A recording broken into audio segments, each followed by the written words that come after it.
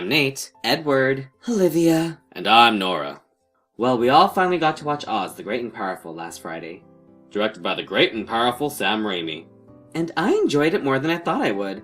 I usually go into a movie without expectations, but in this case I had expectations. Good and bad. I can't help it. I'm an Oz fan.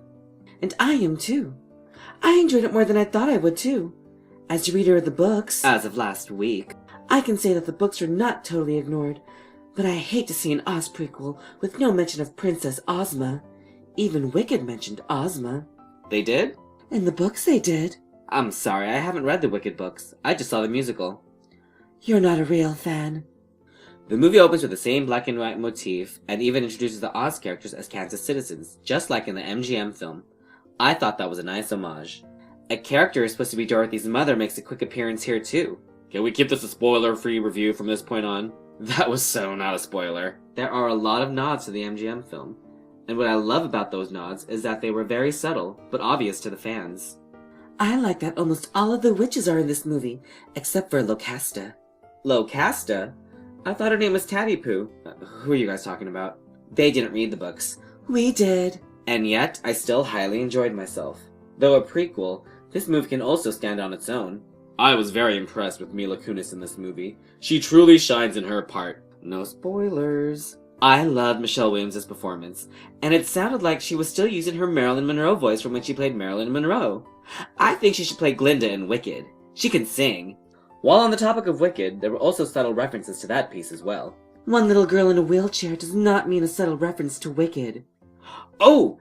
Maybe Glinda in this movie was a combination of the Witch of the South and Ozma. They need to stop doing that to her. I still have no idea what you guys are talking about. One of my favorite scenes in the movie is when the Wicked Witch of the West makes her appearance, and it looks like her and Glinda were gonna have an epic battle. That was a really nice scene, and very epic. Which brings me to my next point.